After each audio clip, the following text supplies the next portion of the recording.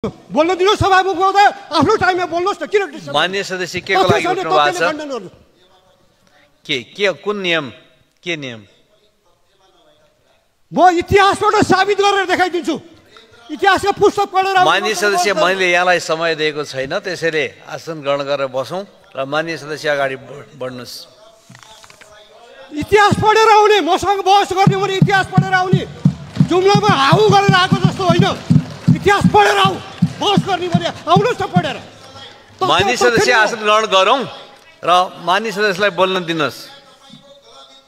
मेरो मैले बोलेको इतिहास गलत हो भने इतिहासका पुस्तक पढाएर मान्य सदस्य समय लिएर बोल्नु पर्छ त्यसले गर्दाखेरि मान्य सदस्यलाई मैले समय दिएको छैन त्यसले आसन ग्रहण गरौं र मान्य सदस्य बोल्नुस्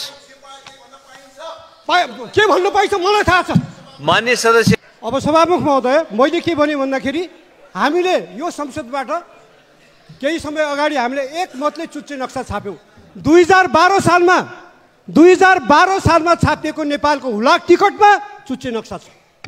2012 सालमा छापिएको हुलाक टिकटमा नेपालको नक्सा छ नेपालले छापेको टिकटमा 17 सालपछि यो पञ्चायतको अवधिमा त्यो चुच्चे नक्सालाई कसले बुझ्चे बचायो जवाफ चाहियो यहाँ कहाँ हराएर किन हरायो त्यो चुच्चे नक्सा त्यसको जवाफ दिनु पर्दैन अनि यो संसदले फेरि हाम्रो यही गणतन्त्र आएपछि यो संसदले एसोर्ट गर्यो आफ्नो पुरानो नक्सा खोज्यो र त्यसलाई पुनर्स्थापित गर्यो अनि यो चाहिँ राष्ट्रियता कमजोर भएको हुन्छ तपाईहरु जुलुस निकाल्नुहुन्छ राजावादीहरुको भनेर त्यहाँ यसो हेर्यो सबभन्दा तल देशभन्दा माथि नरेशभन्दा माथि योगी र उत्तर प्रदेश यही हो देशभक्तिको नमुना यही हो त्यसैले सभामुख महोदय म भन्छु राजा महेन्द्रको पालामा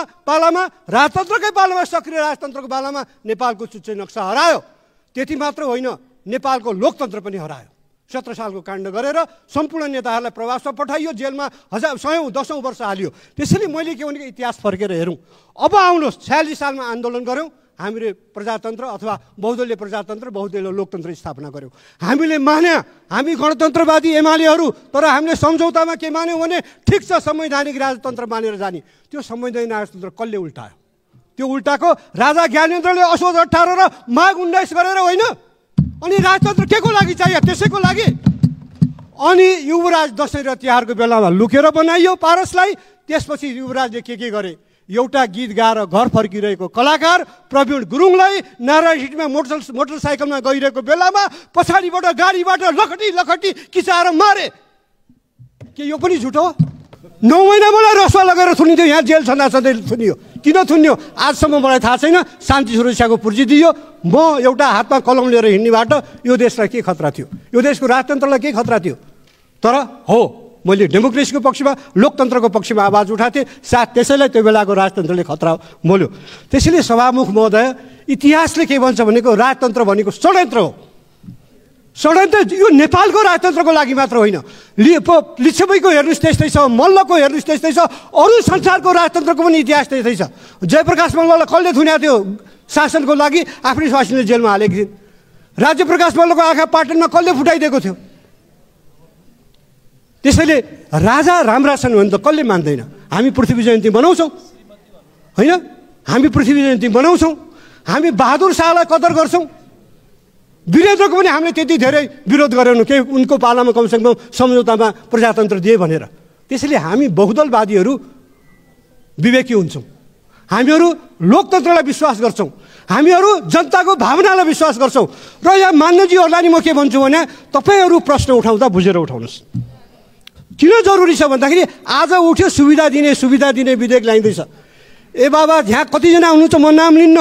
प्रतिपक्षका सांसदहरू गाड लिएर हिँड्नुहुन्छ अहिले सांसद मात्र हुनुहुन्छ भन्नुहोस् न त्यो विधेयक आउँदैछ भन्ने कुरा साँचो हो कि होइन अहिले सरकारबाट पावरमा भएकाहरूले अन्धाधुन्ध सुविधा लिए भनेर सर्वोच्च अदालतले आदेश गर्यो कि यो यसरी नदेऊ यो सुविधालाई रेगुलेट गर यसलाई जथाभावी नदेऊ मापदण्ड बनाएर मात्र देऊ भनेर भन्यो र त्यो विधेयकको ड्राफ्ट 1.5 वर्षदेखि कानुन मन्त्रालयमा चलिरहेछ यो सरकार आएको कति भयो को छ यो त मन्त्रीजीहरूले बोल्नु पर्ने म पनि मन्त्रीजीहरूको पारा देखेर छक्क पर्छु हिजो प्रकाश पानजीले पाल्पामा बोल्नु भएको छ यो अहिले भइरहेको छैन भनेर आएर त्यही कुरा भन्यो भने संसदमा उठेपछि रेस्पोन्स त गर्नुपर्छ भन्नु पर्यो नि आएर कसैले बनेको, किन बनेको, के कारणले बनेको, कुन अवस्थामा छ र सरकारको सोच के छ? पटक पटक प्रश्न उठेपछि मन्त्रीहरूले कानमा तेल हालेर बस्न मिल्छ? म प्रधानमन्त्रीलाई नै आग्रह गर्दछु, जनताको चासोलाई सम्बोधन गरौँ, जनताको भावनालाई सम्बोधन गरौँ। लोकतन्त्र भनेको जनभावना अनुसार अगाडि बढ्ने हो। उहाँको क्याबिनेटले राम्ररी जनताको सेवा गर्न सकेको छैन भने यो प्रधानमन्त्रीय व्यवस्था हो, मन्त्रीहरू फेरि बेला आयो। पर्फर्मेन्स दिन नसक्ने मन्त्रीहरू राखिराख्न जरुरी छैन। प्रधानमन्त्रीज्यूले निश्चय पनि मूल्याङ्कन गर्नुभएको होला। त्यसैले आज जनताको असन्तुष्टिलाई ठिक ढङ्गले सम्बोधन गरौँ। हामीले पाएका उपलब्धिहरू दक्षिण एसियामा कम छैन यो 15 वर्षमा। तथ्यले भन्छ, तथ्याङ्कले भन्छ, आउनुहोस् न बहस गरौँ। त्यसैले सभामुख महोदय, मेरो आग्रह के मात्रै भन्दाखेरि सभामुख महोदयलाई कि हाम्रा माननीय सांसदज्यूहरू, मलाई मेरो बडा व्यक्तिगत रूपमा बडा राम्रो सम्बन्ध छ यहाँ माननीय जो हुनुहुन्छ राप्रपालाई प्रतिनिधित्व गरेर आउनुभएको, उहाँहरू तर्कपूर्ण कुरा राख्नुहुन्छ कहिलेकाहीँ। तर संविधान त हेर्नुहोस्, राजतन्त्रलाई त हामीले विदा गरिसक्यौँ। अब यो विदा गएको राजतन्त्र आउँदैन। आमाको पेटबाट सक्छु सभामुख महोदय, आमाको पेटबाट जन्मेको बच्चालाई फेरि आमाको पेटमा पठाउन सकिँदैन। राजतन्त्र ल्याउने